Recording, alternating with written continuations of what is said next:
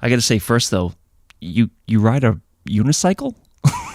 Yeah, I haven't. I stopped riding it, but at one point I used to ride them all over town. I had like 4 different unicycles. One of them was a giraffe. It was, I think it was like 5 or 6 feet tall. That's amazing.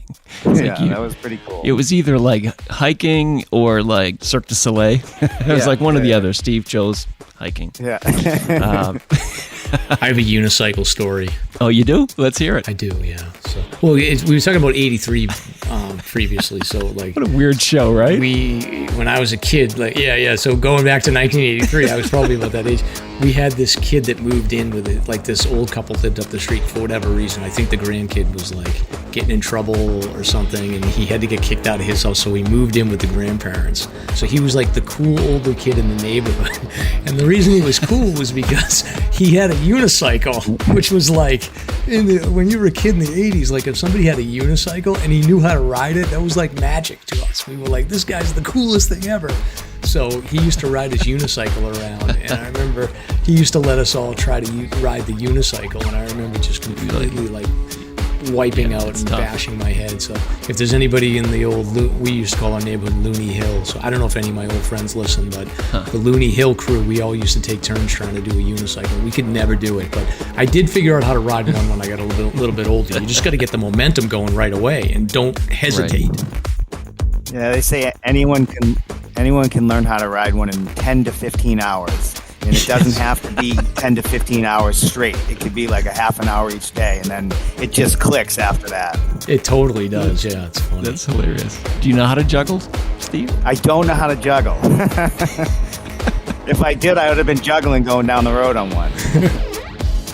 Broadcasting from the Woodpeckers studio in the great state of New Hampshire, welcome to the Sounds Like a Search and Rescue podcast, where we discuss all things related to hiking and search and rescue in the White Mountains of New Hampshire. Here are your hosts, Mike and Stomp. All right, we are live. So Stomp, I've been back in 1983. I went down the rabbit hole. I've been doing research for the segment that we're doing later on at the 83. Well, I was born in 69. Don't make me do math, please. Yeah. How old were you in 83? 87, I graduated from high school, so that's a little preview. Maybe junior high. Oh, man, that's a tough one. Yeah, junior high. All right, so you were... Oh, man. Okay, yeah, I was 11. I was 11. But I've been researching this thing, so for the audience, it'll become apparent why I was doing this research later on the show, but it was interesting. I was reading like a bunch of newspaper articles in 83, and it's like the same shit. You know, in the news about like the economy is going to hell and it's all doom and gloom. So it hasn't changed much, but it was interesting. Like I was reading about, we invaded Grenada, I think back then. And then we also had the Beirut bombing. I don't know if you remember that either. Oh, sure. Yeah, absolutely. I don't know. I feel like our audience skews older and they'll understand what we're talking about, but maybe not. I could be wrong. Yeah, except for Stephen Rodrigues. The young guy in the group. he's the pup tonight, right? Yeah. Stephen, do you understand what I'm talking about here? Do you know what the Beirut bombing is? No, I'm sorry, Mike, I don't. All right. Well, that's your homework to do some research here. How about, do you remember Star Wars? Come on. Give me a break. What about, you know what, another thing that came out, this blew my mind, is, you know what came out in 83 was Fraggle Rock. Oh, I love Fraggle Rock. HBO. Okay, now we got Stephen woken up here, too. Yeah, that was a good show. Yeah. That's hilarious. 83 that came out. So. Anyway, man. But so anyway, we'll talk about that later on in the show. And I want to get, so we have Stephen and Steve here, and I definitely want to get their perspective on, it's a missing persons case that happened on Mount Lafayette in 1983 that's still missing person. So we'll cover that later in the show. But Stomp, anything to do with sponsorship or coffee talk you want to share with us? Let me dig up my thing. I know we had one from KDK. She gave us 3 coffees. Thank you, KDK.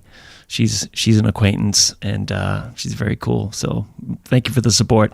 And as usual, a special thanks to our sponsor who has been kind enough to send out their craft brewer tonight to join us, Steve. And At Rek-lis Brewing. Do you want the official voice for the voiceover voice, Steve? Yeah, dude, I laughed out loud at the voice. All right. See if I could pull it off again. A special thanks to our sponsor, at Rek-lis Brewing, where you'll enjoy the best food, craft beer, and fun. Just 15 minutes from Franconia Notch. Many 4,000 footers and less than 10 minutes from the Five Corners. Thank you. Well done. Little rusty. Yeah, a little rusty. It's kind of creepy, but it's okay. And Mike wants to know where the Five Corners are. Like, can you give us a detailed explanation on the Five Corners? I said it was just a junction of roads. Well, yeah, pretty much. Yeah. So if you're leaving Franconia Notch and you're headed north, you're going towards Twin Mountain. The Five Corners is that big intersection where Gale River Road loop meets up with Trudeau Road and Route. That's what I thought. Yeah. Because there is one in Vermont. There's a Five Corners in Vermont. Oh, That's why I was that. a little hesitant. Yeah. I think it's, I don't know, maybe Woodsboro or somewhere Gotcha. over there. So I was hesitant when Mike asked. I'm like, it's a junction of roads? Yeah. But yeah, from right Play there, it safe. There's Garfield, Galehead right down the street, and the BTA, Bethlehem Trail Association, mountain bike trails also start Awesome. right there from the Five Corners. All right, cool. Nice. So, Stump, we have two Steve. We have a Steven and a Steve here. How are we supposed to differentiate when we're talking to our guests? Well, I was thinking we'd have one be Steve and one be Esteban, maybe. There you go. I can't. I don't know if I'm going to remember that. Steve R and Steve M. How about Steve R? How about Mason Adrenaline and Steve? Yeah, you could just say Mason and Steve. I'll go by Mason. There you go. All right, That'll work. That makes it easy. So we're good to go. We're going to go through the show summary here. So you wrote this, Stomp, but I have to read this, so I'll do my best. Good luck. All right. So tonight we're happy to welcome. I wrote it like a fanboy, by the way. I was like, I got to write this because I've got a crush on Steve because he's killing it.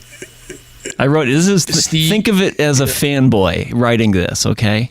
Right, so anyway, so the summary. So tonight we're happy to welcome the latest supernova in the hiking galaxy, Steve Mason. When Steve isn't crushing fastest known times, he's plotting out his next grand adventure. High miles, check. Max elevation, check. Fearless, double check. So join us tonight to find out why Mason goes by the apt moniker Mason Adrenaline on the socials, and why SLASR has come up with an additional trail name following Steve's latest accomplishments. We'll also be joined by our craft brewer and SAR member, Stephen Rodrigues from Rek-lis Brewing, to talk about the latest happenings, food, and craft beer at Bethlehem's finest brewery. Finally, after a bit of Q-word spell, I don't understand that. What does that mean? A bit of a Q word spell. Quiet. I blew it. Okay, I don't understand that, but okay. If we're you gonna say roll quiet, Yeah. you're going to jinx it. Okay. Well, anyway, whatever Stomp just said, and we'll talk about a few search and rescue events and look back at a mysterious White Mountains case from 1983. I'm Mike. And I'm Stomp. Let's get started. All right, that was a disaster. I'm for now on no more writing the summaries. Stomp, I'll do that part. You were MIA for like 48 hours. We were like, man, maybe Mike is the new missing person here. We're going to have to send out a search. Yeah, I've been working, man. It's been busy. I took last Friday off of work to do that Reach the Beach run, and okay, I was just playing catch up. So my buddy ran that. did he? Yeah, did he like it? Yeah. It was the first time he's ever done it, so it wore him out, but they did really good, the team he was on. Yeah. Oh, really? Yeah. So I've done it for the last 10 years or so, and it's a fun race for the audience if you're not familiar with it. Reach the Beach starts at Bretton Woods and then goes to Hampton, New Hampshire, and typically you run with 12 people spread across 2 vans.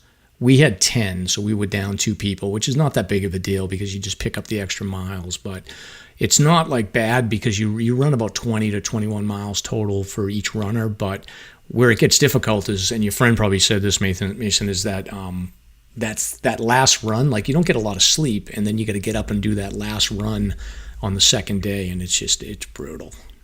Yeah, he actually said he ran 37 miles in 27 hours.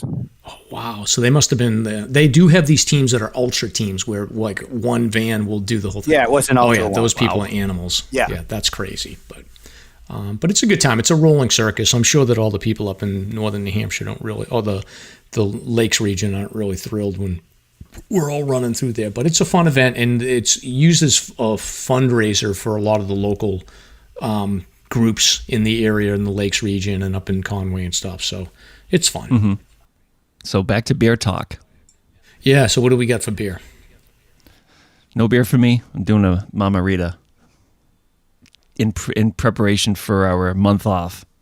Yeah, exactly. So sober October. So this will actually be dropping in October, but just for everyone, so you don't give us a hard time, we will be starting sober October once October starts. So we're still like getting our last fix in here. Oh yeah, we're going in, all in. Are you clean and sober? Me? Yeah, I am. I've been sober for 8 years. Awesome. 4th of July 8 years ago, and it's funny because whenever like we do a hike or something, like everybody would, we'd go out for dinner afterwards, and everybody would get like an IPA or something, and I always liked the smell of them, and like they'd always smell like grapefruit or something, and then yeah, that's what I think too. Yeah, and one day I found just recently, my friend Gwen had told me about Athletic Brewing Company. You guys heard of them? Yeah, and so I'm hooked on those things now. So what is it, like a beer? Like it's a non-alcoholic beer, IPA. Pretty decent. Yeah, huh. I think you ever had one, Steve? No, I haven't had them, but the NA beers are huge and they're popping up all over the place right now. I don't know because I've never had an alcoholic IPA, but I've been told they're pretty good. Nice. Yeah. So we're going to let Steve take over and give us the latest news on Rek-lis and what they've been up to for food and brews and stuff like that. But has Rek-lis ever thought about delving into the non-alcoholic? Nothing's really off the table, I guess. But right now, I don't know. There's definitely interest. So we've been talking about it. Doing some research, try to figure out the best way for us to incorporate something like that. Mm-hmm. But we're always willing to go outside the box. Try to do something fun, something new, make the clientele happy. So what is going on there? Give us the update from Rek-lis. Well, on that note, one of the many things that I have to share tonight, we just brewed, I can't believe I'm going to say this, we just brewed our first pumpkin ale a little while ago. And that's a riot. I like it a lot more than I thought I was going to. I think we're actually going to end up brewing it again. If this is coming out in October, then probably pretty soon after this drops, we'll be getting a new batch on. It's really great. Mm-hmm. I think that the pumpkin flavor definitely outshines the spice flavor. You can't have pumpkin without nutmeg and cinnamon and whatnot, but I think it's really well balanced. Right. Such so that somebody who doesn't like drinking, a pumpkin spice latte or whatever, I like the beer. Sure. I like the beer. I think it's really good. It's a good example. I bet you guys would have done something really clever with it too. I'm curious about the process with the pumpkin itself. Totally. I can tell you about it. Yeah. You have the floor. We used a couple of actual real pumpkin pies, mostly just for show. Then we ended up using, gosh, I'm trying to remember the measurement. It was like 40 pounds, I think, of pumpkin. Then over the course of fermentation, we'd add the different spices. So we added some cinnamon, some nutmeg, some vanilla, and gave it plenty of time to chill out and clear up. And it looks really pretty. The color's very nice. We gave it a funny name after Jack-O-Roe. And it was a play on Jack-O-Lantern and Jack-O-Roe. So that's what we called it. Another really cool beer we've got coming up is going to be something that we're doing with the Ski the Whites guys over in Jackson. Mm-hmm. They do coffee roasting. So Ski the Whites Coffee Company is going to come by. They're gonna give us some coffee, and we're gonna make a beer with it. And that's hopefully going to be coming out in either the end of October or the beginning of November. Pretty excited for that one as well. Okay. So like a stout, or what are you going to make out of this? I don't want to spoil this. I don't want to spoil the surprise. I don't want to spoil the surprise. It's a little bit different than a coffee stout, and that's all I'm going to say about it tonight. You'll have to stay tuned and find out. But if you like coffee and you like beer and you like local craft, then this is a really good combo. Excellent. And last thing I want to talk about is our new website that we just had pop up on Rek-lisbrewing.com. It's Rek-lis, Reklis, brewing.com. Mm-hmm. We've got everything on there. We just dropped a new food menu, so new food menus up there. We've got a tab for all of our retail locations. So if you're living in, the southern part of the state, you want to see where you can pick up Rek-lis, that's up there as well. It's got links for our events. We can do events. We've got a catering license now.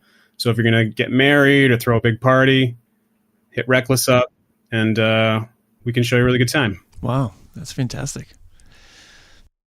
So there's a whole lot going on, and that's really all the time I want to take up of Mason's time here, because I'm very excited to hear what he's got going on. Hey, one thing I did want to throw out is I was listening to the episode we did previously, and I know you said most of the time when you guys get together to figure out like a name for a beer, you just kind of just get together, drink the beer, and just throw some ideas out. Mm-hmm. One of the things you should consider is using the what was that guy's name? Remember when we did the episode and we did the English Jack White Mountain history on English Jack? Yeah, you could use that as a name for a beer in the future. Keep that, Mike. I've thought about that. I've thought about it. Yeah, or either that or just like something like the Hermit of Crawford Notch or something. You could something along that play. That would be a good one. I like it a lot. Yeah, the Jackaro beer was actually kind of a triple, because it was play on Jack-o'-lantern, sort of a pumpkin-y beer. Then it was the song Jackaro, and the third piece to tie it together was that we brewed it for a wedding, and the last name of the wedding was Rowe, R-O-W-E. Oh, nice. So we just added an E to Rowe, and we got like a triple banger there. It's time for SLASR's Guest of the Week. Well, I think it's time to introduce our primary guest. Steve Mason is in the house, a.k.a. Mason Adrenaline. This guy's awesome. He's, winter, summer, you name it. Now you're starting to get into the whole fastest known time arena. I got to say first, though, you ride a unicycle? Yeah, I haven't. I stopped riding it, but at one point I used to ride them all over town. I had like 4 different unicycles. One of them was a giraffe. It was, I think it was like 5 or 6 feet tall. That's amazing. That was pretty cool. It was either like hiking or like Cirque du Soleil. It was like one or the other. Steve chose hiking. Yeah. I have a unicycle story. Oh, you do? Let's hear it. I do, yeah. So, we were talking about 83 previously. So, like, what a weird show, right? When I was a kid, So going back to 1983, I was probably about that age. We had this kid that moved in with it, like this old couple lived up the street for whatever reason. I think the grandkid was like getting in trouble or something, and he had to get kicked out of his house. So he moved in with the grandparents. So he was like the cool older kid in the neighborhood. And the reason he was cool was because he had a unicycle, which was like, when you were a kid in the 80s, like if somebody had a unicycle and he knew how to ride it, that was like magic to us. We were like, this guy's the coolest thing ever. So he used to ride his unicycle around, and I remember he used to let us all try to ride the unicycle, and I remember just completely like wiping out and bashing my head. So if there's anybody in the old, we used to call our neighborhood Looney Hill. So I don't know if any of my old friends listen, but the Looney Hill crew, we all used to take turns trying to do a unicycle. We could never do it, but I did figure out how to ride one when I got a little bit older. You just got to get the momentum going right away and don't hesitate. Right. Yeah, they say anyone can learn how to ride one in 10 to 15 hours. And it doesn't have to be 10 to 15 hours straight. It could be like a half an hour each day, and then it just clicks after that. It totally does. Yeah, it's funny. That's hilarious. Do you know how to juggle, Steve? I don't know how to juggle. If I did, I would have been juggling going down the road on one. Oh man, that's great. Well, tell us about yourself. Are you a resident of Mass down south? I originally was from Massachusetts, yeah, a small town called Maynard, Massachusetts. Now I live in Merrimack, New Hampshire. I've lived here since 2000. Same place, Merrimack. All right. And what do you do for work? I originally was a tree climber. I took down trees, pruned trees, stuff like that. I did that for about 22 years, and then just decided that I had it with that, and started just driving a truck full time. And so now I just drive for a company out of Concord. So are you driving locally or nationally or what? It's within New England. Gotcha. Doesn't impact your adventure schedule, does it? No, it's actually pretty good because it allows me to rest, because I'm sitting down and while I'm driving, and so that helps out. What got you into hiking? So it all started with running, and I used to run races on the pavement, and then that kind of got boring, and so then I transferred into trail running. And then from there, I started doing obstacle course racing, and all the obstacle courses were on mountains. So I'm like, we should train on mountains. Are you talking like Spartan and things like that, or? Yeah. Tough Mudders and all the smaller ones that would pop up too. And so I, before that I'd hiked at Wachusett and Monadnock and stuff like that, but nothing other than that.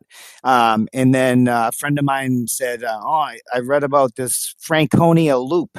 And so he's like, we should go up there and start training there. And so I can remember going up Falling Waters and hitting Little Haystack and just being blown away. And that's pretty much what triggered it. Once I saw that ridge, I was just hooked right there. Huh. Was that in that rough same time frame, like 2017? No, it was 2010 or 2000. It might have been like the end of 10, 11. Yeah, man. Once you see that, it's pretty wild.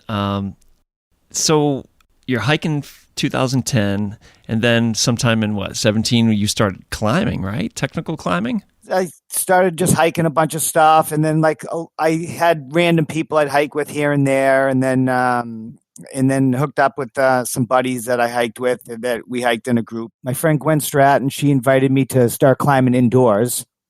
And then... so she was climbing first before you did? She was climbing well before me, yeah. She was climbing indoors. And then we talked about getting outdoors, when the weather got better. We took a top roping class from the manager at Vertical Dreams, Lee Hanch, and we learned a few things.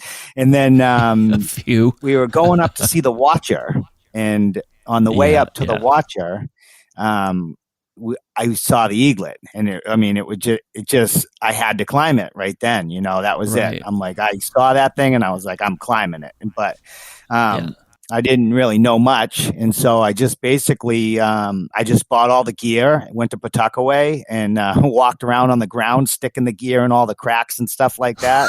And that's fantastic. And then basically, once I figured I knew enough, I asked Gwen if she trusted me, and I said, "You want to come to Pawtuckaway, and I'll show you what I've learned." And so we went to Pawtuckaway, and I showed her, and then. We ended up going to the tram parking lot, and the deal was we would hike up there, and if she wasn't fully comfortable, then we would just go and climb over at Echo Craig right down the street. And sure. So had she done anything of this caliber outside of the gym? We had nothing like that. That was both our first multi-pitch climb. Okay, because I got to tell the listeners, your first climb was 2 months before the Eaglet. So that's a quick turnaround time. My first climb was the Eaglet, really. Your first technical climb, from what I saw on your Insta, was July, and then you did the Eaglet in September or something like that. We just did some top roping at Echo Craig. So yeah, it was technically climbing, but it was not. It's not trad climbing. It was all protected. Somebody set everything up for us. And so that's pretty intense, man. Yeah. So we got to the parking lot, and there was some people there, and they were pulling some gear out. And I asked them, I said, "Hey, you climbing the Eaglet?" And they said, "Yeah." I said, "You mind if I pick your brain on the way over there?" And they said, "Absolutely." So on the way up there, we just started talking to them, and I was asking them some questions, and they were telling me the first pitch there's a move on the first pitch that was the hardest move in the climb, they thought. And so I watched him, and when I watched him do the move, I just looked at Gwen and I said, "Oh, we got this." So for the listeners, what's a pitch? And try to tell people what the eaglet is, that they may not know what the eaglet is. Oh, the eaglet's a spire. So it's like a freestanding spire. So it's like a spear sticking up out of the ground. It's a couple 100 feet tall. And the top of it is about, you can get a couple, 3 people up on there comfortably.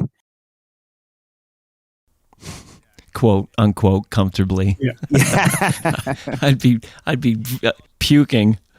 When you talk about a pitch, it's usually a rope's length, and a rope's length is about 60 meters. But the pitch could be shorter than that. You know what I mean? But that's usually what it stands for. Yeah, and I can I have a video. So I did a short video of the Watcher climb, and I took a bunch of shots of the eaglet. Matter of fact, I was like talking to myself. I was going solo up there, and I was kind of talking to myself, and I didn't realize there was people on top of the eaglet. I was like, you can hear pretty well there. So I was sort of swearing at myself for slipping and falling. But I'll include that video in the show notes so that people have an idea of this thing. It's pretty amazing. Awesome. Yeah. So the route that we went up was called the West Chimney, and that's generally people do that in 3 pitches. So the first guy is the lead climber, and he's going up and he's putting gear in cracks and stuff like that, and he's he's clipping his rope into it, and the person below is belaying for him. And so then you'd get up to the top of the first pitch, and then I would she would follow me up, and she'd clean all the gear on the way up. And then you just repeat the process until you get to the top. Well, when we seen the first guy go up and do that move that he said was the toughest move in the climb, I thought it was not going to be a problem. So I said, we got this. And so then it was our turn to climb, and we climbed up there, and then we met those guys at the bottom of the second pitch, and they were heading up an area that wasn't part of that route, and I had told them, and I'm a newbie, I just started, and I'm like, yeah, everything I researched, people don't go up that way, and they were like, no, this is the way you go, and so anyways.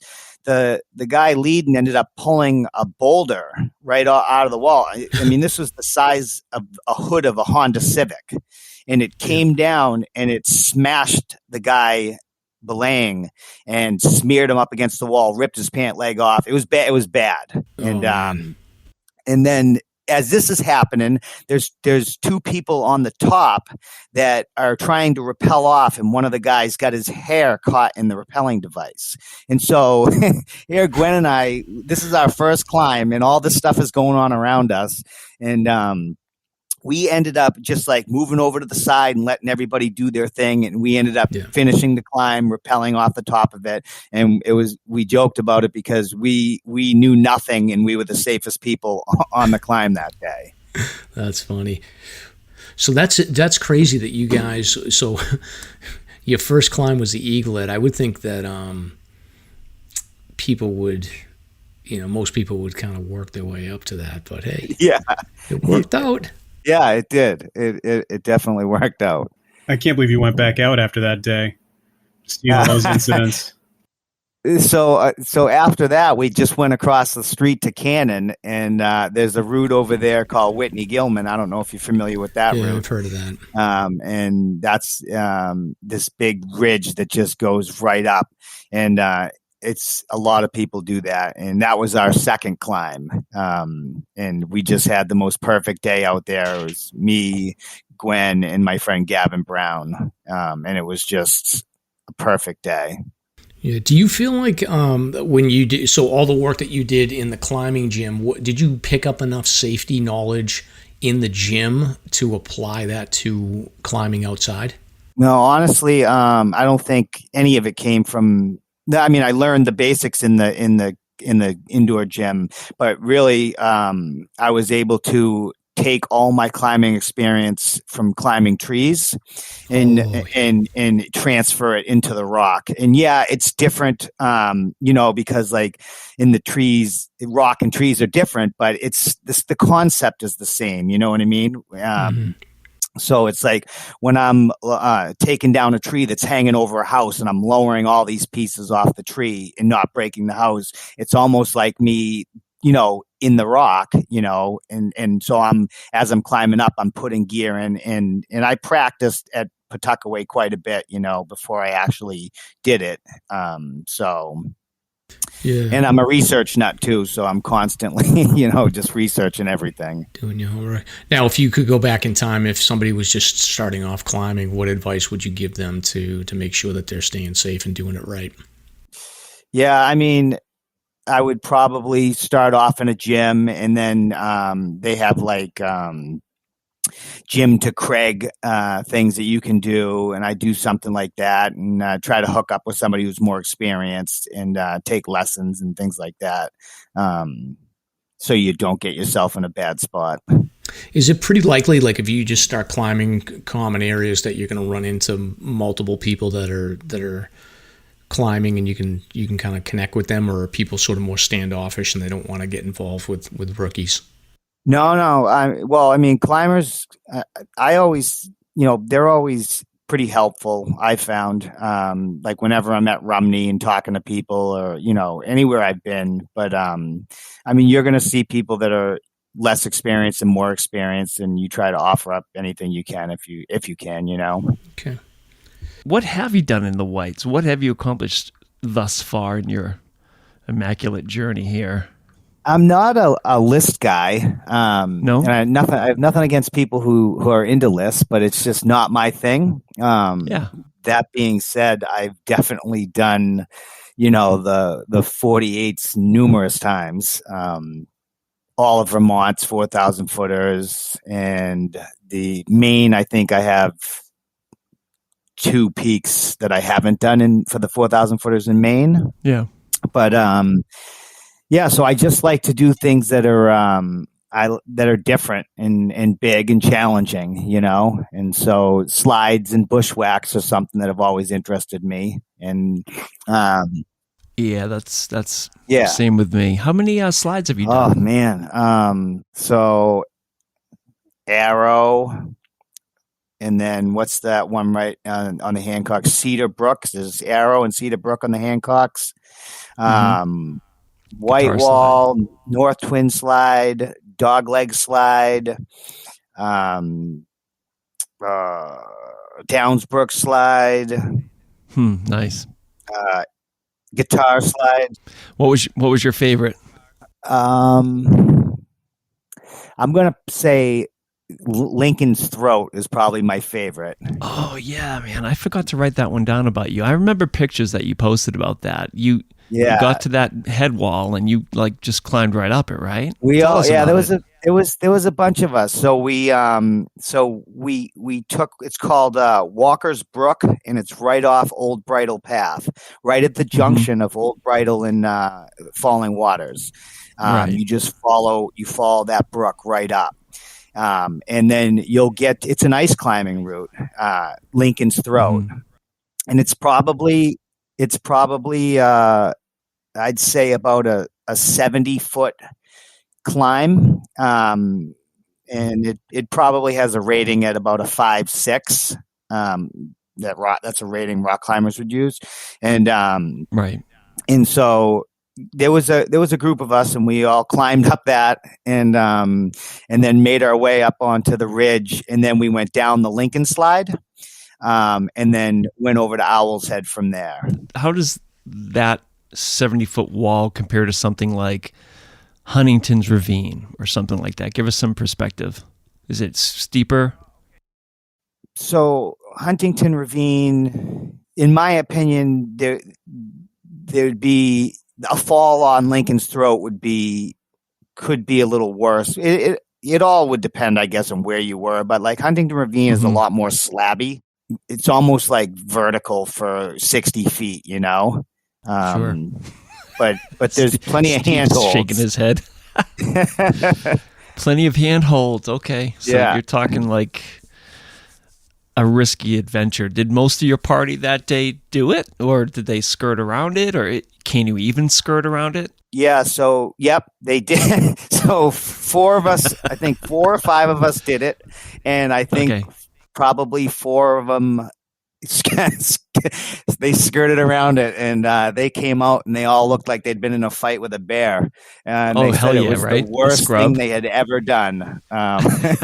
So I don't think that bushwhack was too much fun for them guys. That's a riot. That's the way it works up at that altitude, you know? Yeah. I would say that was probably that one, or Lafayette Brook was probably my favorite. Well, I want to ask you this later, but since we're talking about that, where does the Lowell Chute fall into that intensity? Like, was the Lowell Chute worse than Lincoln's Throat, or? Okay, yeah. So I did feel like the Lowell Chute was brittle, and oh hell yeah, but it was. All right, so the only part, like Lincoln's Throat, it was just that one section where I feel was like a risky climb, you know what I mean? And sure. I felt like the Lowell Chute would have been easier because the sections were shorter, you know what I'm saying? So there was, right. Because you've been there, and so you know, so I felt like there was, if I'm remembering correctly, on the Lowell Chute, there was 3 sections, but I feel like they were only like 15 or 20 feet tall, maybe 10 to 20 feet exactly. tall. Yeah, they're so smaller, I felt but like more numerous. Yeah, but it was definitely a lot more brittle on the Lowell Chute, which made it dangerous. Yeah, it's like you really had to plan out your handholds and your feet. I mean, yeah, and I mean, even there were a couple times where I did, and then and just actually ended up pulling out on the Lowell Chute, just pulling out my handhold, you know, like because it was just all. I mean, it would shatter right in your hands. So right.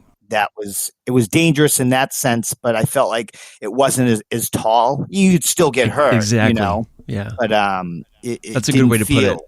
Yeah, which brings in a whole other aspect of danger in that area, because I have heard stories and I've read blogs about like piano-sized chunks of granite just peeling off the side of that.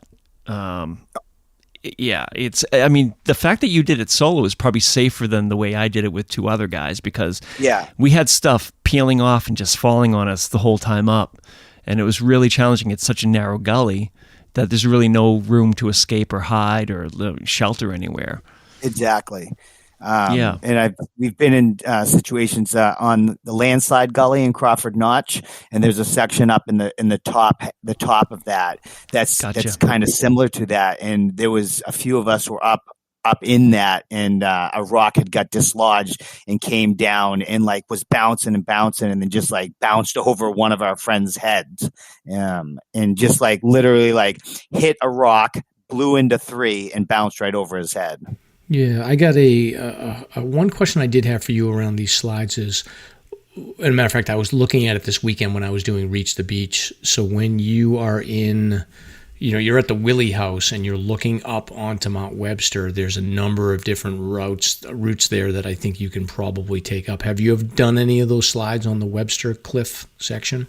Yeah, that landslide gully is the one that I was just talking about, and that's the one that you see if you're sitting at the Wiley House. If you're in that parking lot, you turn around, or if you're at that Wiley House and you look, it's that's landslide gully you're looking at that goes straight up. Is that the one that has the sort of the big wide? It almost looks like a straight wall by the time you get up towards the top. There's also another slide off to the right that's sort of much more narrow. Yeah, there's 2 of them off to the right. One of them Shoestring Gully, and then there's one. So it would go landslide.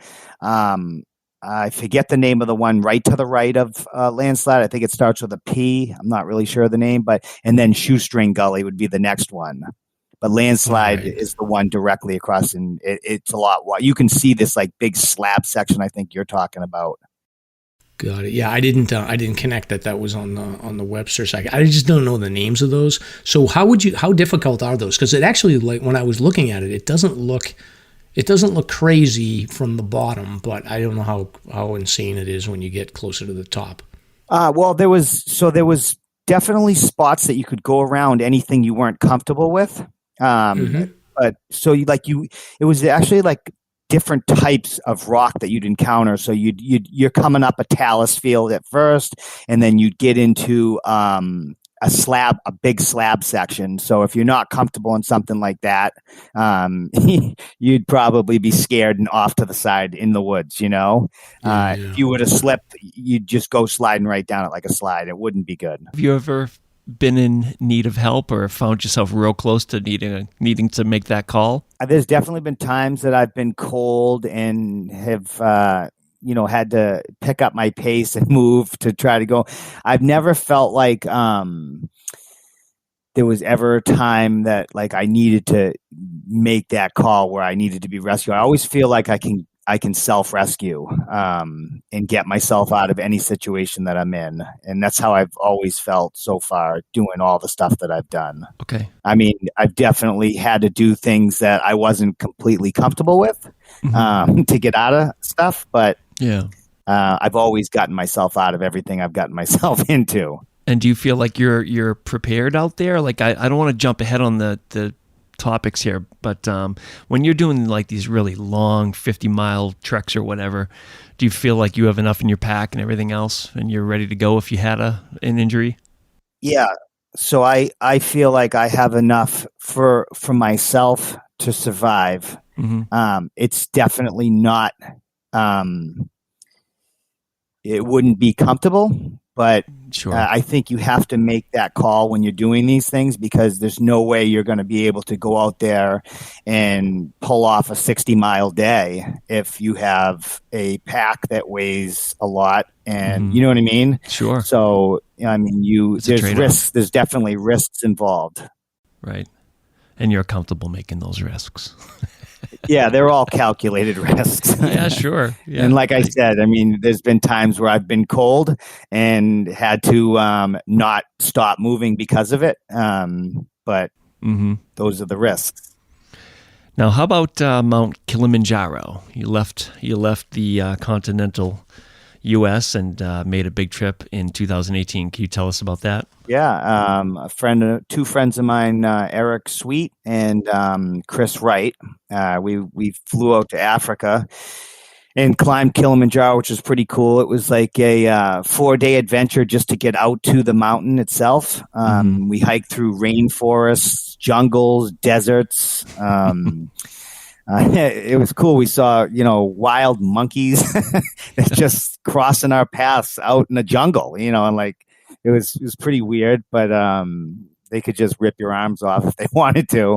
But yeah, so we ended up it was about a 4-day hike and out to Kilimanjaro, and then what's the elevation? So we started, I believe, at the same height as Washington, so it was 6,000 feet. Yeah. And the end elevation was 19,341 feet. Wow. Amazing. So you got to do this in 4 days. Yeah. You have to acclimate in 4 days? Is that how that works? Yeah, yeah, well, the thing is, you can't, the way they did that, the route we took, you didn't acclimate. You did their whole way of like acclimating us was walking slowly, but you don't acclimate walking slowly. Like to properly acclimate, you'd have to go up to a certain elevation, come back down, spend the night, and then go up higher, and you'd repeat that process. Well, that's not the way we did it. We just hiked slowly and go back down. We ended up getting to our last little spot where we were going to take a nap before we summited, and it was like 3:00 in the afternoon, and the deal was we would sleep until 11, and then we would start at acclimating and start at midnight. Yeah, and we were at 15,000 feet at that point, and I remember saying to Eric that, "Oh man, this just feels easy." Like, because we were walking slow, it was no big deal. The whole hike really felt easy, and so then we had like a little issue with they checked our oxygen level in our blood every time that we would stop at these camps to see if we could continue hiking. And on that last time, that this was the first sign that there was an issue with me. And on that last time they checked that, that number was going to a spot that wasn't good. Do you recall what it was? I don't, but Okay. Eric ripped it off my finger before it reached that number, and he had Ignorance lied. is bliss. He just said, "Oh, the number is this," and so they wrote down the number that would allow me to keep going. But probably that was the first sign that there was something wrong with me. It hadn't slowed me down yet, but it was a sign. And oh, nice. yeah, the second sign was at 17,000 feet when Second sign is, why are you bleeding out of your eyeballs? when my body just shut down, and that was it. I was in for a fight of my life, and I couldn't breathe. I couldn't drink anymore because anytime I tried to take a sip out of my bladder, I would almost pass out. I would just see flashes and almost pass out. So from that point, before I even told anybody what was happening, I made the decision that I couldn't drink anymore. And so my hose froze because I couldn't keep drinking and blowing the water back into the bag. So that froze, and then I could no longer drink water. And then Eric had asked me, his hose had frozen, and he had asked me if I could tuck his hose in his back so he could melt it. And I told him, Yeah, because you're going to be dead on trail soon, so I might as well take your water. Yeah. Right. So I got angry with him, and I said, Eric, just keep going. Just stop. You can't stop, And he just turned around and looked at me because I'd never talked to him like that before. And so he didn't understand what was going on. Mm-hmm. And Chris had told me after the fact that he had already picked up on the fact that there was a problem with me by the way I was walking. And so then I just told them both what was happening. And I said to just sandwich me in and don't let the guides see me like this because I don't want them to stop this. And then it was basically from 17,000 feet to 9, just below the summit. It was a fight for my life to get up there. Yeah. So you made it though, right?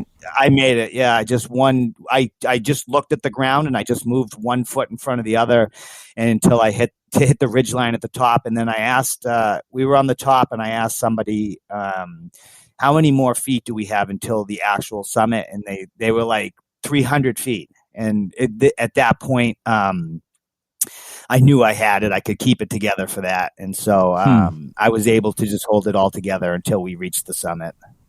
Interesting. And then on the way down. So your body was starving for oxygen, probably. I mean, in healthcare, it was that pulse oximetry is like that's crazy. Generally under 90 is the red flag. Obviously, you can supplement with oxygen and things like that. Did you see any oxygen on that mountain? No, I think that if you needed oxygen, you were going out of there. They were taking you down. Like there was people that needed to. They had these stretchers that had like motorcycle wheels on them with shocks and everything, and guys would run you down the mountain. If something happened, and so I didn't see anyone needing oxygen or that even being an option. But wow. So how did you find the guides for this? Did you do any research about that, or did you just pick some random? Yeah, it was all through REI. Oh, cool, interesting. So it was a legit. It wasn't like just these guys that we picked up in the curb of Africa or something. You know what I mean? It was a legit. Well, I say that because on Instagram, I would get hit up by DMs from various guide groups, and these guys would friend me and this and that and send me a message every week or two saying, hey brother, what's going on? Spread the word. It's like, oh my goodness. Yeah. It's amazing. No, this was an actual guide service through REI, so it was legit. Cool. And had they known something was up, they would have probably pulled. Yeah, I love that Eric knew enough to say your oxygen level is going too low. Let's hide that from the guide so that you can get up there. Eric didn't even skip a beat. He just pulled it off my finger before it could even get to that number. Cerebral edema. So do you think, here's an offbeat question. Do you think you have any long-lasting injuries because of that event? No, Okay, no, I don't good. actually. And so when we hit the summit, we said to one of the guides, we said, "Hey, can we run down this mountain?" And the guide was actually going to be taking place in a Mount Kilimanjaro marathon, and so he was pumped. And he's like, "Nobody has ever asked me to do that before." And so we ran from the summit of Kilimanjaro all the way back down to that spot where we were at camp at the base of the mountain, which was 15,000 feet. Yeah. And as we were running down and losing elevation, all the stuff that was going wrong with me was just disappearing, like, as I was losing elevation. So the headache would disappear, the nausea would disappear, and by the time I was back down to the 15,000 feet, I was all good again. So you're not the Superman I thought you were. What is the terrain like on Kilimanjaro? Is it equivalent to anything in the Whites? It was all just small, loose gravel, and it was just a giant switchback all the way up to the top. Really? So, like running down, like as you're running down, our feet are like sinking into the gravel. You know what I mean? Like your whole like shoe would sink into the gravel, all soft gravel, nothing big.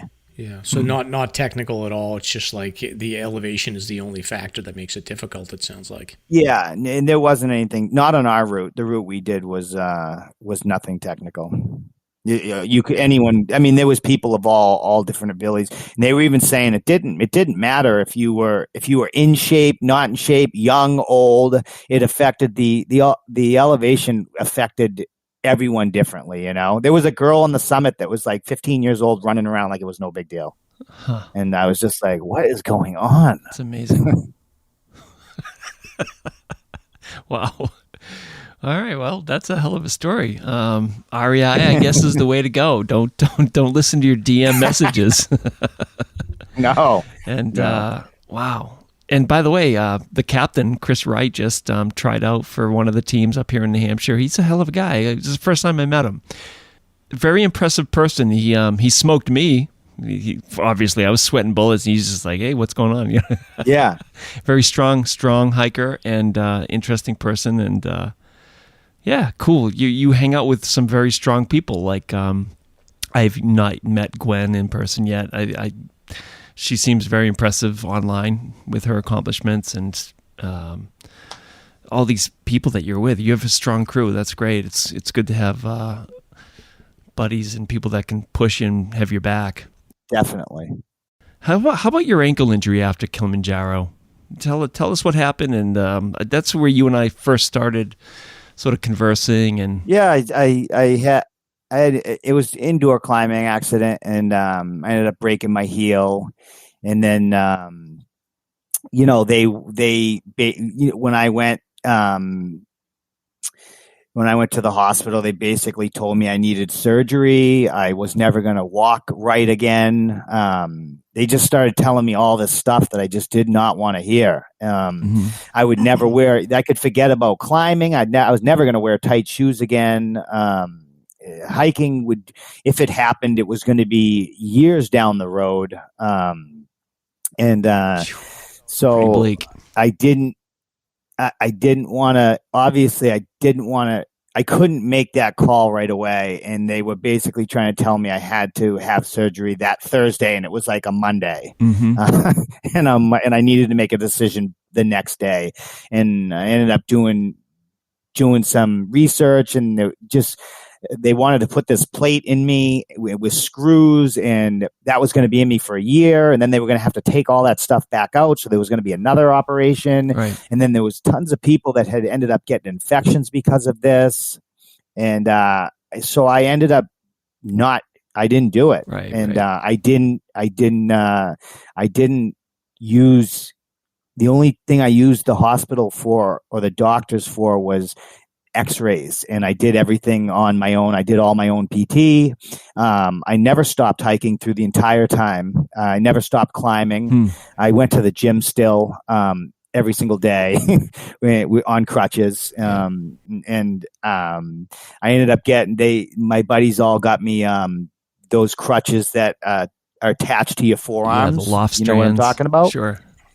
Yeah, I'm not even sure what they're called, and that just allowed me to continue to hike in the whites with my heel like that. So were you non-weight bearing for a while?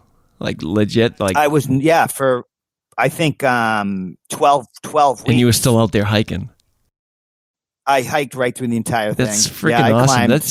The listeners got to go to this dude's page on Insta and check out these pictures, because I scroll back a ways to look, and you're out there with those loft strands, just hiking around. You can find me at Mason on Adrenaline. Yeah.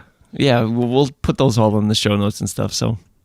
And I climbed too. I climbed with 1 foot, and I just continued to. I like documented everything, and I would go and I'd get these X-rays, and I'd get into arguments with the technicians in there, because they would tell me I had no business, like reading these because I wanted to see the X-rays every time.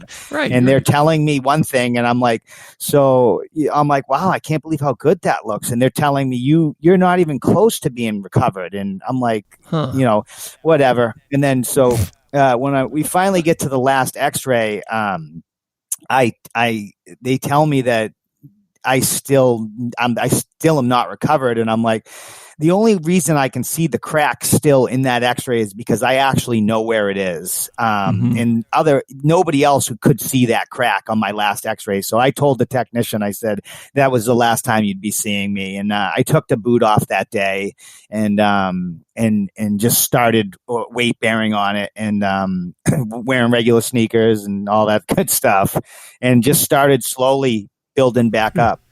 It's Wolf's Law. That's fascinating.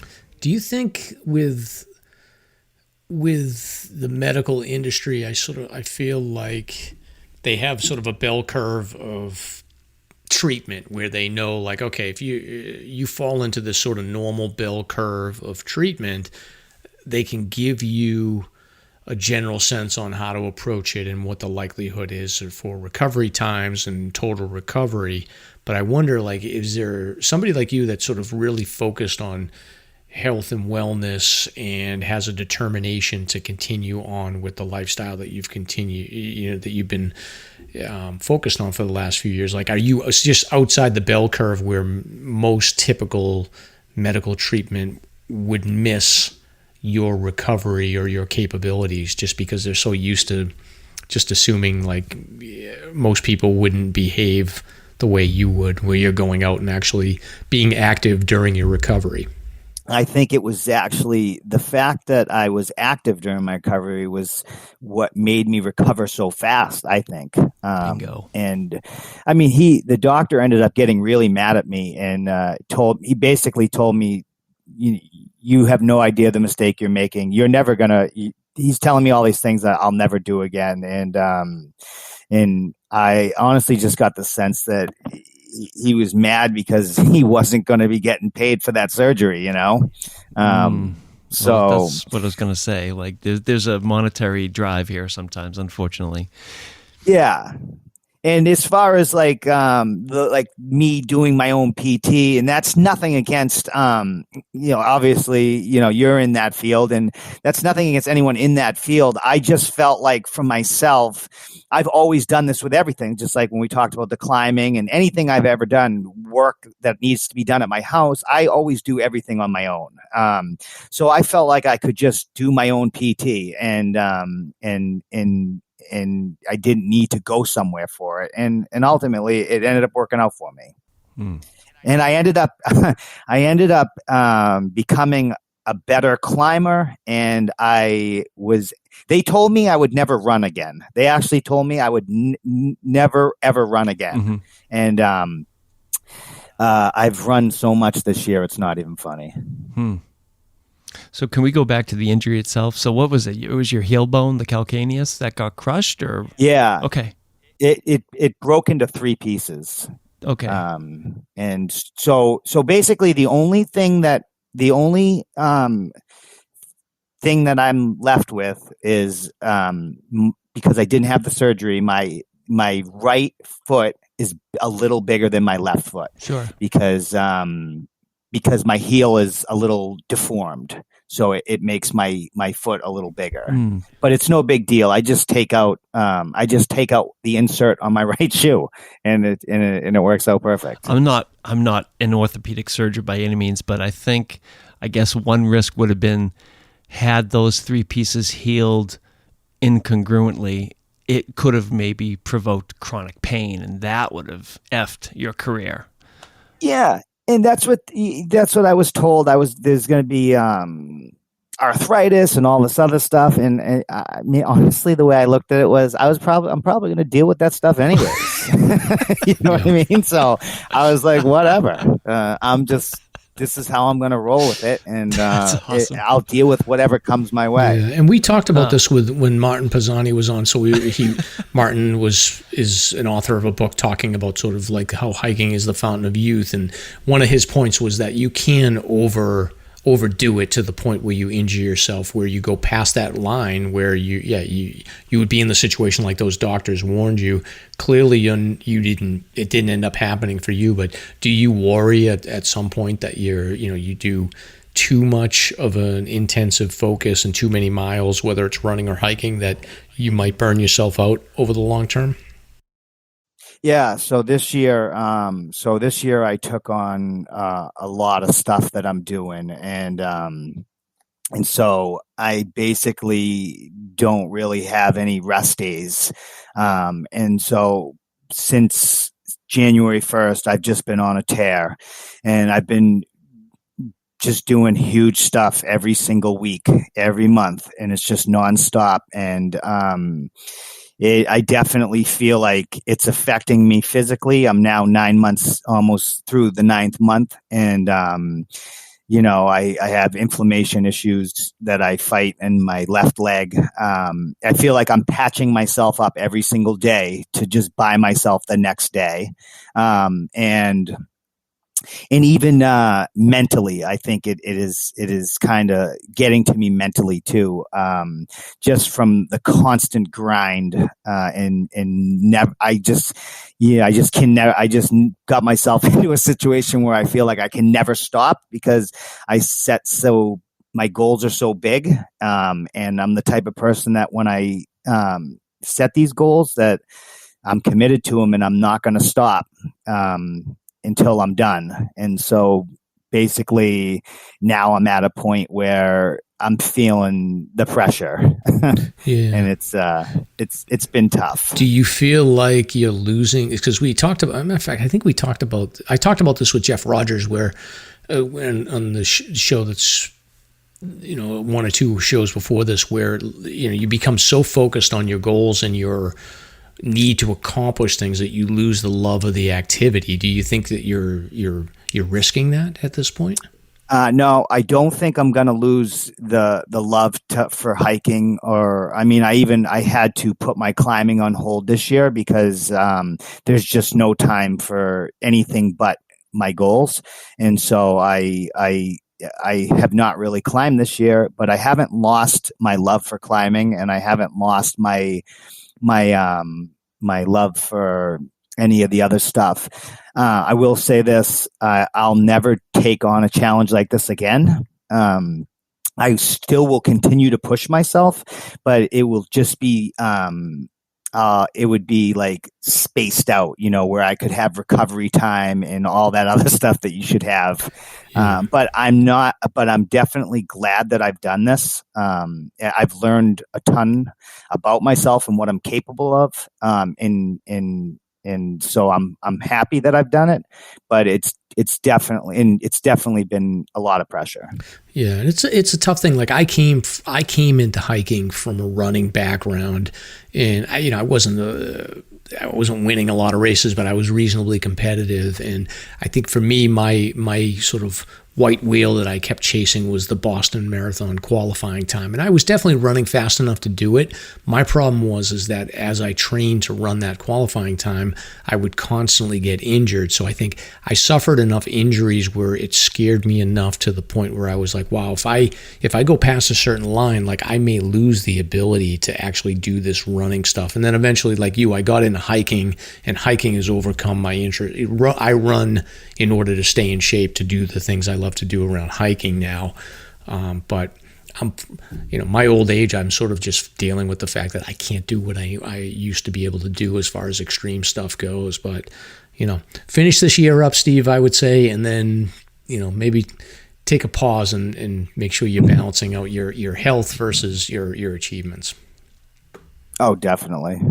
Definitely. So, Steve, you just broke a fastest known time. Did you purposely go out and say, I'm going to crush that time, or was this just a fluke, or what? Yeah, no. Well, so I've learned. So I've been doing just a ton of endurance challenges this year, and I've learned endurance is my thing. And so I know how long it takes me to do things. And when I saw the FKT for that, I'm not really all about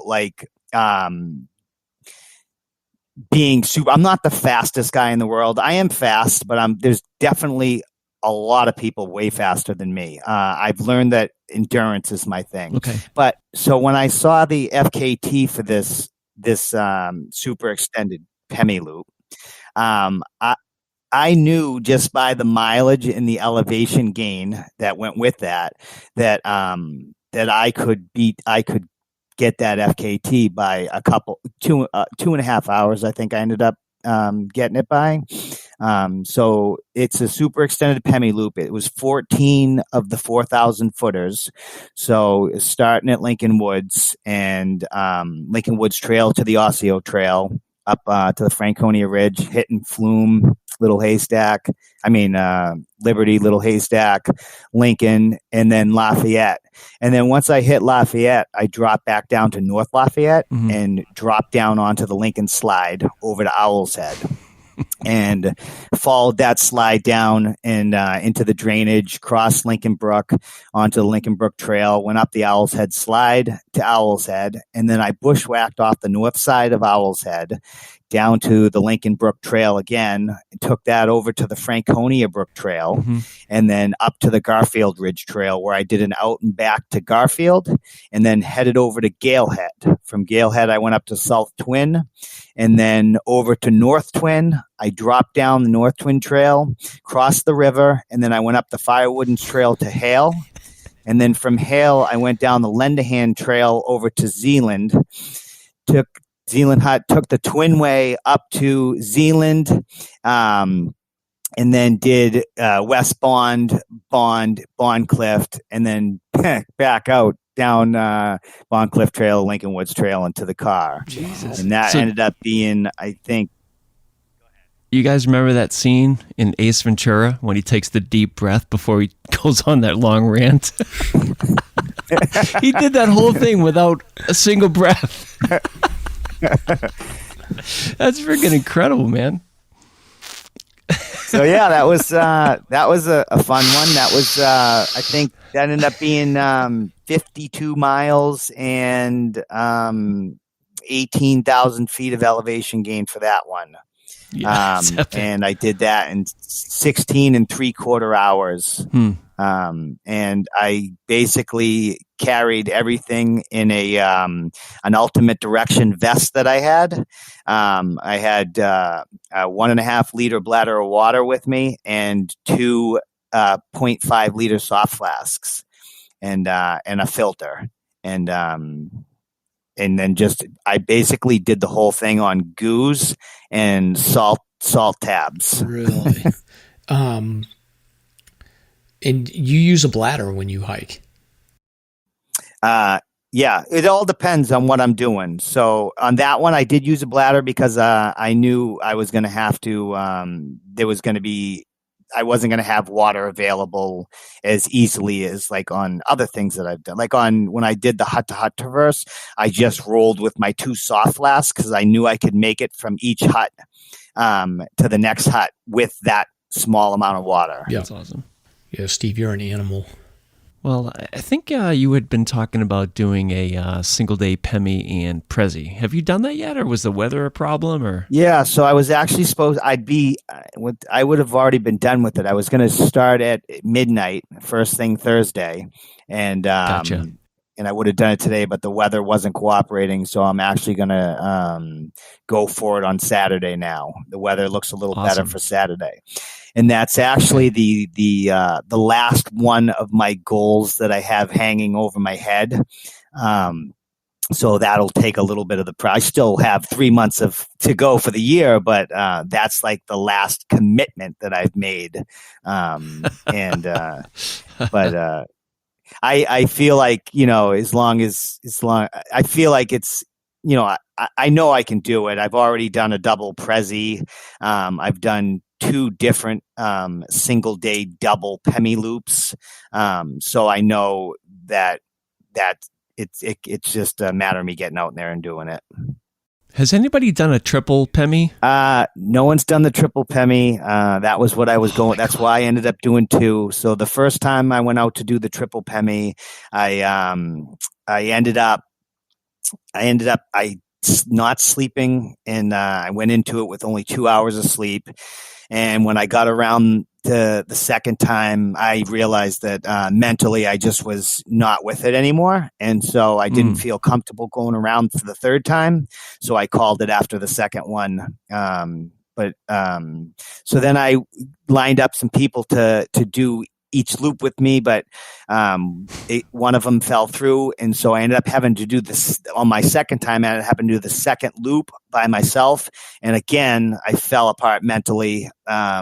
So I ended up calling it after. Where? Yeah. Like what? Oh, where did you start falling apart? The first time I fell apart. On the first one, I fell apart. The second time, I hit Garfield. And the second time I fell apart, the second time I hit Bondcliff. Okay, because Garfield Ridge Trail, man, that is a beast. Yeah, and when you have to go around that 3 times, like even just for me to wrap my head that I went around it twice in a day, then thinking I still had a whole nother time, it was just like, I needed somebody with me. And so I'm going to do it. I'm going to do it next year.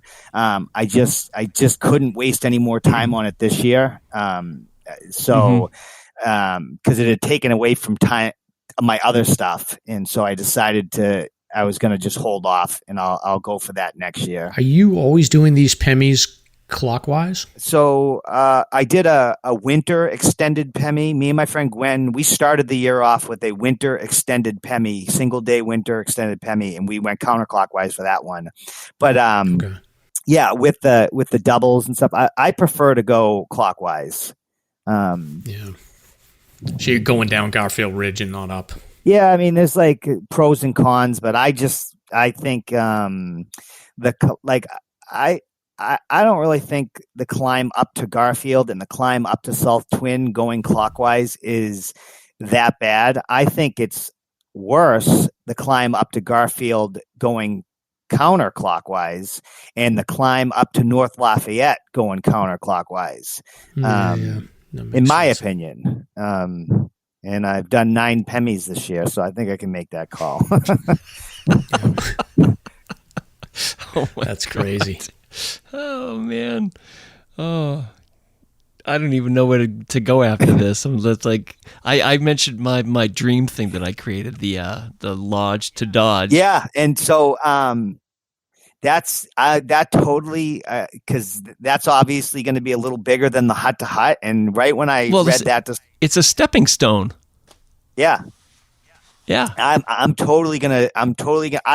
If I can get it in October before it snows, then it's something I'll go after. But if not, I'm definitely going to go after it next year.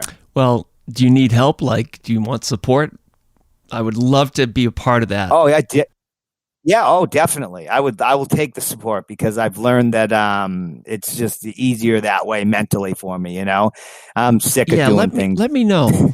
Yeah, I definitely will. Lodge to Dodge is like something I dreamed up after I failed on the Hut to Hut. And I'm like, it's like a hut to hut on steroids, and it's Yeah, it is. 70.7 miles. And Yep. nobody's done it yet, and I'm too old to do it. So I'm like, Steve, please do it. Make me proud. Yeah. Stomp. Don't get injured. You can do about 3 miles of this, Steve. You can do the whole thing, but Stomp, No, I'm you're talking limited to about support. 3 or 4 miles. No, yeah. That's it. Get in your car. Yeah, exactly. Yeah, I'll give him the Gatorade at the trailheads. Yeah. That's about it. Oh man. So what's next for you? So maybe So I got- Lodge to Dodge. Lodge to Dodge, anything and then else? I'm just going to and then I'll do other things. I'll continue to train at where I train. I have this mountain that's about a half an hour from my house called the Uncanunics, and specifically North Unk is the one that I train on. There's a trail there called the White Dot Trail, and I like it. It's about 0.6 of a mile and 725 feet of elevation gain, and I go there every single day, and I just do laps on it. And I've so far this year, I've from me doing all the laps, 700,000 feet of my elevation gain this year has come just from that mountain, and that mountain is only 1,324 feet tall. And so it's amazing what you can do just on a smaller mountain if you just go up and down it, up and down it, up and down it. But that's another mountain that I pretty much have lived there this entire year, and I even did a 24-hour challenge on that mountain, and I ended up getting 54 miles with 33,000 feet of elevation gain in one day. That's why your new nickname is Go Big or Go Home. Yeah. Okay. That's your SLASR honorary nickname from SLASR. Yeah.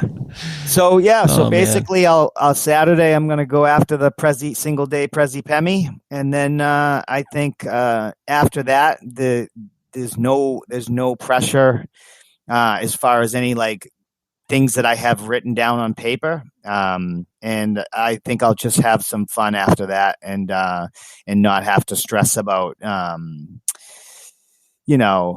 I've had to do things in weather that I didn't want to do them in this year because everything has to happen a certain time when you have so many goals. And so now with that pressure gone, it'll just be nice to finish out the last 3 months and not have to worry about that kind of stuff. Very cool. Very cool.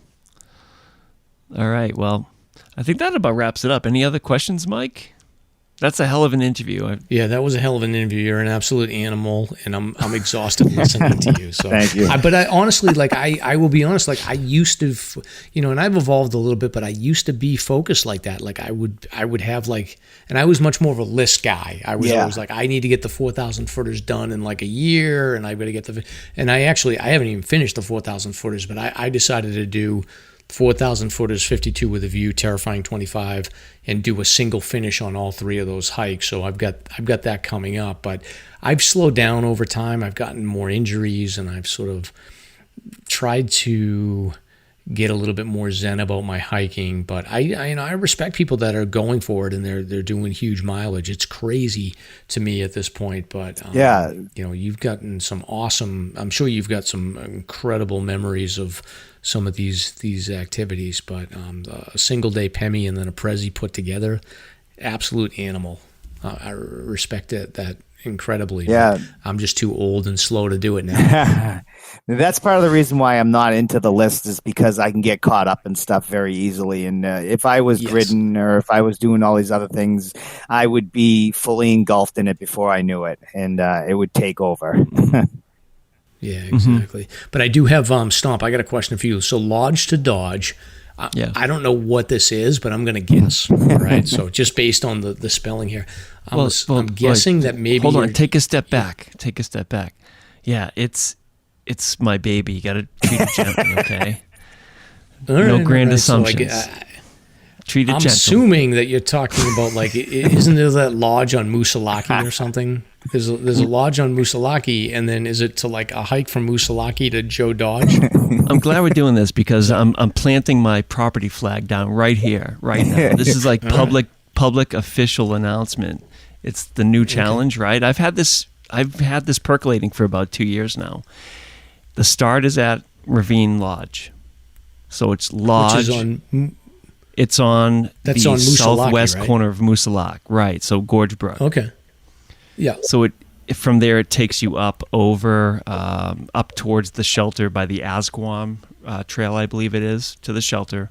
Yeah. And then you're following the Kinsman Ridge Trail to the Fishing Jemmy Trail. And then you're jumping up onto Garfield Ridge Trail, up over the Prezzies. Ultimately, you come down to Carter Notch. But the trick is you're going up over the Wildcats and then back to Joe Dodge Lodge. So it's Lodge to Dodge, 70.7 miles. It's basically a section hike of the AT with a little bit of a detour. Well, it's a hut-to-hut. Oh, basically it's a hut traverse, but you're adding the lodge and the Dodge. And yeah, so exactly. Yeah. But the thing is, Joe Dodge is a historical figure that we have to cover. I mean, he is the one that basically developed search and rescue and radio communication and Tuckermans and everything else. This guy's amazing. So just to do him a little honor would be great. So yeah, Steve, you're going to be the first. Definitely. We'll make it happen. It's going to happen. That's another way to get your FKT is you just invent new routes. You'll be do them the first time, and then you'll get the FKT. That's true. But it's like, but then it inspires people to go out and beat that time too. You know what I mean? So yeah, you would have the FKT on anything you did first. But yes, exactly. That's what I'm going to do. But anyway, that's awesome. So awesome. So Stomp, I think we're gonna run out of time here. So I think what I'm gonna do is skip the recent search and rescue news, and then we're gonna get into the Michael Miller mystery. But there's one search and rescue thing that I wanted to kind of throw out to the audience here. So we have Steve Mason and Stephen Rodrigues here to give us their perspective. But one recent news article came out that I want to throw out here is bone fragments were found on Loon Mountain. All right, so there was a construction crew that was doing some excavation on Loon Mountain, and as part of that, and I actually was able to read the account of one of the workers on there. They basically found bone fragments.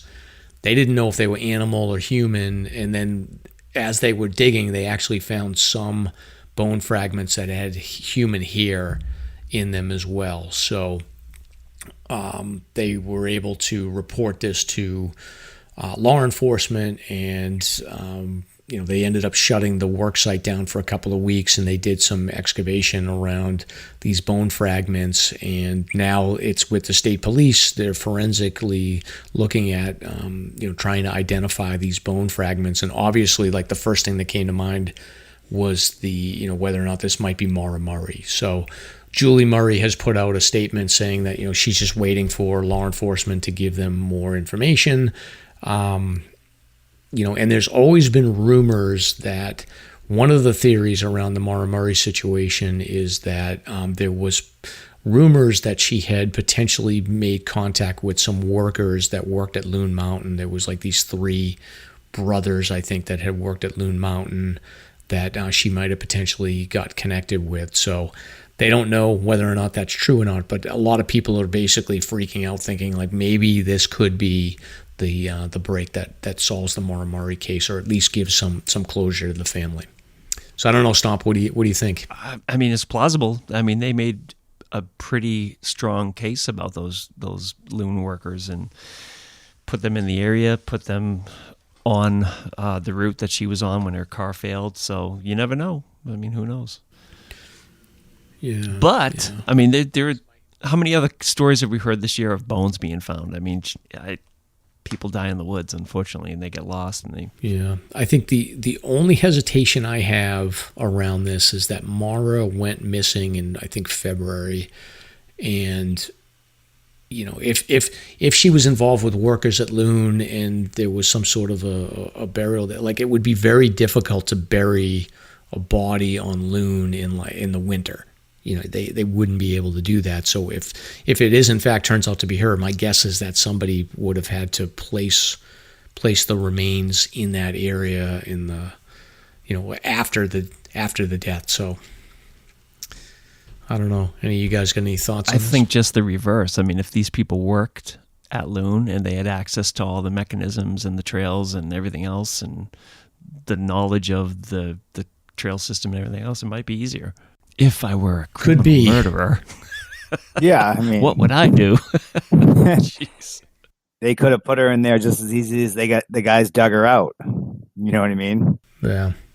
Yeah, so we'll see. Unfortunately, they said it's going to take like 2 or 3 months for them to be able to process the DNA and figure out whether or not this is a potential match.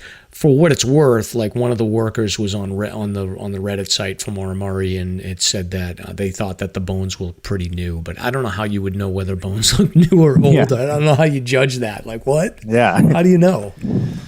So did they interview these workers back in the day, decades ago, and where are they now? The whole worker thing is it's very difficult to pin down. There was 2 rumors. One was that she had stopped at a convenience store outside of North Haverhill, and that there had been some people that she had been spotted speaking with, I think, and potentially they were these 2 brothers and a cousin or something that worked at Loon Mountain. And then there was another rumor that there's 2 local brothers that were involved in this. And I think that the 3 workers at Loon and then the 2 brothers that are locals kind of got misconstrued as all being Loon workers when it was actually 2 separate groups of people. So it's very tough to know. Like, it's really hard to pin down. Like, honestly, you have to go back to like these old message boards from like 2006, 2007 to figure out exactly who these people are. And it's just very difficult to pin down. So we'll see. Yeah, we'll keep you updated on this. So, but the next segment that I wanted to cover here, this is a fascinating one. So as part of the Maura Murray situation, somebody had posted a link to the list of missing persons in New Hampshire, and I had actually gone through that list and spotted a case that I had never heard of before, and I was actually fascinated. It was from 1983, so we talked about it in the show opener.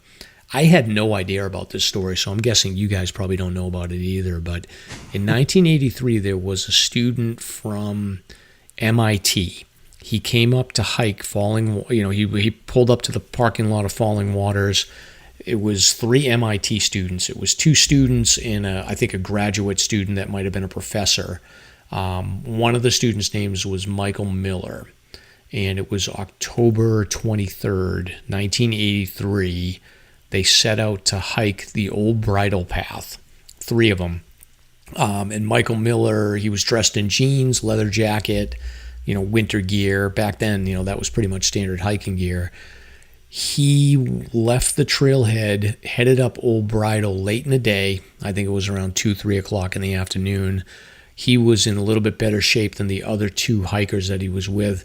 None of the 3 hikers had any experience or knowledge of the area. They were just MIT students out for an adventure. They headed up the Old Bridle Trail. Somewhere along the trail, pretty close to sort of the beginning of the trail, Michael yelled out to his friends and said, "Hey, I'll see you up at the top of the mountain." Moved off on his own. Apparently went off trail somewhere. They don't really know from Old Bridle exactly where he went off trail.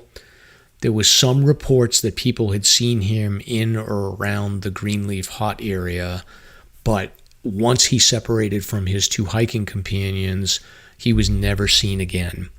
So what ended up happening was the 2 hiking companions, I don't know if they summited or if they ended up turning around. Clearly, they must have had sort of a panic situation where they couldn't find their friend, eventually decided to leave for the day, went back down to Boston, notified Michael Miller's mother sometime the next day. Clearly back then you didn't have internet or anything like that, so they started pushing a search. By that time, like the weather had dropped below freezing, snow had come in, and I think by day 3 or 4 they had a staging area at Falling Waters and an actual search going on where they had Fish and Game, Civil Air Patrol, volunteer searchers going in, and they spent, I think, day 3, day 4, and day 5 doing full searches up. I think I'm trying to remember what brooks there are. There's Lafayette Brook, and then is it Walker Brook? I believe. Yeah. Right. Walker's right Yes. off of Old Bridle. Exactly. So they search Walker Brook and they search Old Bridle or Lafayette Brook, and they had I think 18 people from fishing game, and then they had volunteer search. I don't know what the infrastructure was for search and rescue back then, but they spent, I think, 3 full days searching. They had Civil Air Patrol and visual searches going on, and they never located him. And he was an MIT student. He was an architect major, and he was, I think, a radio DJ in the local radio station for MIT. And I was actually able to pull 3 or 4 articles from the Union Leader, and then also 3 or 4 articles from the MIT Tech newspaper talking about this. So it was very interesting. There was some of his friends that had indicated that they weren't happy, that they didn't think that they were searching with a lot of urgency, and they didn't have enough people on the ground to find him. The mother was there in the parking lot hoping for the best. Search and rescue team members was sort of based on this weather, we don't think it's likely that he had survived within, day 4, day 5. They were like, there's no way he's surviving. This is a recovery effort. But fast forward all this time and effort, he's never been located. So he's up on the mountain somewhere. And I had never heard of this case, which fascinated me. So he was wearing a leather jacket. He didn't have, obviously, enough clothes to be surviving in those conditions in that time of the year. It can get cold. So he's never been located, which is very interesting. And I thought I would cover this case with you guys because I think between the 3 of you, you probably have more knowledge of this area than anybody else. So I just wanted to throw it out there to figure out, how likely is it that this can happen where you couldn't find somebody after something like this? Oh, I think that's very likely. I mean, Yeah. you just there's so much area out there, and it would be tough to just you never know. The guy could have fallen in a hole, or you have no idea. Someday someone out there bushwhacking will come across him. Yeah, it's the role of the bushwhacker. The unfortunate burden of the bushwhacker. We found a guy's I'm not sure if you were how long have you been on the Pemmy Search and Rescue? 5 years. Yeah, do you remember that case, the guy who Randall Willett, his name was? It was the most expensive search and rescue out there, I think. He was on the eastern side. The Lincoln Slide. Lincoln's Throat. Yeah, and we found all his stuff. We thought it was a body. We were going down that slide, and someone was like, "What is that?" And I'm like, "I'll go check it out." And we literally thought it was going to be a body. Well, it was all his gear. We took pictures of it and sent to Fish and Game, and they hadn't finished up the investigation yet. They still wanted to go through his pack to see if he was prepared to even be out there, and so they were happy that we found his stuff. And I guess they just lowered a litter down and took him out, and all his stuff was left there. Oh, sure. Yeah. So I mean, someday somebody will come across him. And this was in midwinter, or at least snow covered. Well, it was October 23rd, 1983. So there's maybe light snow up top. It was getting cold. Yeah. I think that there was, over the course of the 5-day search, there was winter and snow and freezing conditions there, where to the point where the news article said that there's no way that he could survive up there. Yeah, it's just vast. It's vast. I mean, there are so many smaller secondary drainages too. It's everybody talks about the primary drainages, but there are so many smaller avenues that you could get thrown into that would just... And every minute, every hour that goes by, the search area just gets wider and wider.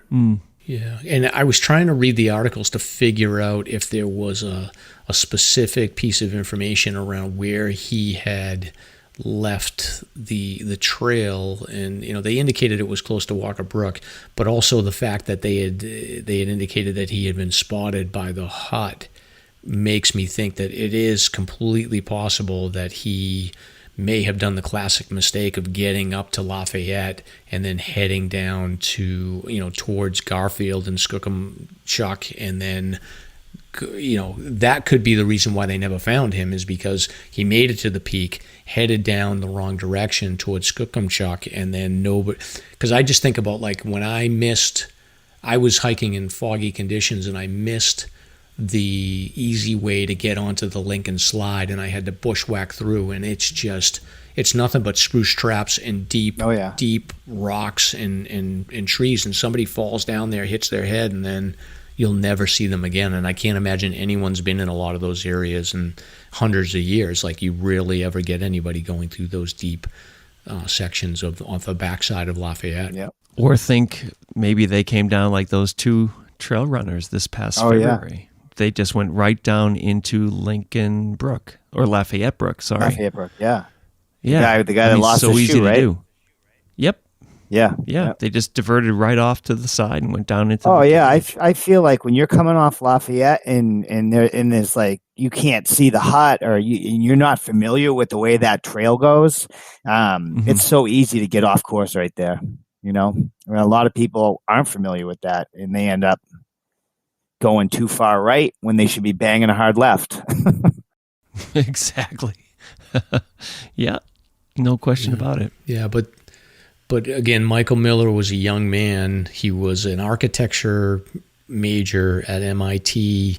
He loved music. One of the guys that he was hiking with went on to become a pretty well-known music producer, and he was very involved in the Boston music scene as well as the radio station at MIT. So he was just a young man in the prime of his life, going out to have a good time with his friends, and he just got a little excited, got ahead of his friends, split up with the group, and then he just never made it home, and he's still sitting up there on the mountain, which is crazy to me, because when you think about the White Mountains, there's not that many situations where we've got missing people that have never been recovered.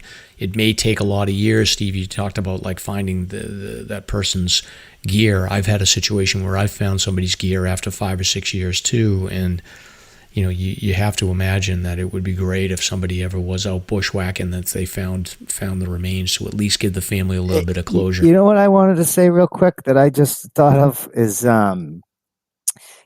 so all the Pemmies I've done this year, there is a backpack, a 60-liter backpack on the Garfield Ridge Trail, in between North Lafayette and the Garfield Pond. That is just sitting on the side of the trail. It's been sitting there since January. So I don't know if there's like a person missing out there or like what the deal is, but this pack is fully loaded, has been sitting on the trail since January. Wow. Interesting. Yeah. You never know out there. Right. That's crazy. Didn't take a peek? I took a peek in it this last time, and it looked like somebody had went through it, because there was the micro spikes are still attached to it and everything. But when I opened it up to look what was in it, the sleeping bag that was in it was not like rolled up like it should be. So it looks like somebody might have taken the sleeping bag out and like to look through it, and then just stuffed it all back in there. Where was it exactly? Can you like give me a better location? It's west of Garfield Pond, or where? No, it's actually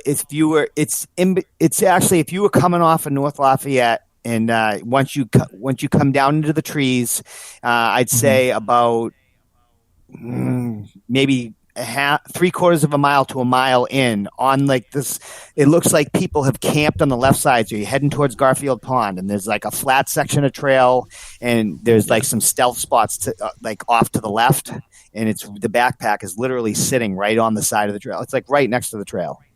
And it has been sitting there. I first noticed it when we did the winter Pemmy, and I've noticed it every single time I've been out there. And I just thought to myself, when I first noticed it, I thought, the person was either going to the bathroom or looking for a camp spot. But that thing has been out there all year so far, 9 months. I've seen it out there. It's crazy. You would think someone would have grabbed it by now. Yeah, I've never even heard any talk about it on any like sites or anything. Yeah, it is interesting. Like, there's just a lot of stuff just sitting out there, and this area is vast. So, hopefully, Stomp, you and your crazy bushwhacking friends, if you get out there in that area, start digging around. Maybe you can find Michael Miller. Yeah. I got to tell you, bushwhacking can be pretty creepy sometimes because you run into some weird stuff. Oh my God. You really do. I talk to bushwhackers that are like, man, I'm carrying a gun. I mean, I don't know who I'm going to run into out there. Right. Like, yeah. Who knows? But yeah, I'll keep a lookout. This guy, Miller, is 60 years old as of today or in this area. So that's an old case. He would have been. Yeah. He would have been 60 years old. Yep. This webpage is pretty intense. I was looking at it, and it has all the pictures of the open cases, and 66 total. Back in the 2010s, there was 20. Like 20 missing people. Yeah, this is New Hampshire missing people. It's amazing. There's a lot of missing people out there. So we'll dig into a few more cases, but I thought that this was the one that really stood out to me as wow.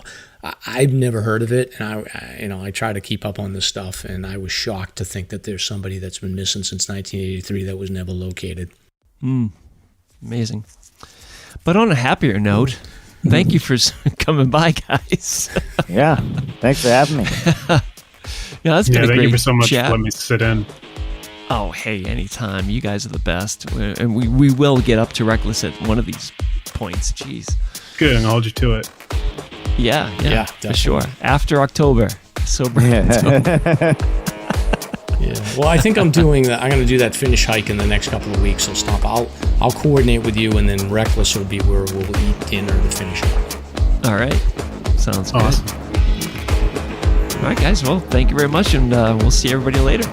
Awesome. Yeah. Thank you. Good stuff. Steve, good to catch up. Yeah. Thank you for listening. If you enjoyed the show, you can subscribe on Apple Podcasts, Spotify, or wherever you listen to podcasts. If you want to learn more about the topics covered on today's show, please check out the show notes and safety information on SLASRpodcast.com. That's SLASR podcast.com. You can also follow the show on Facebook and Instagram. We hope you'll join us next week for another great show. Until next time, on behalf of Mike and Stomp, get out there and crush some peaks.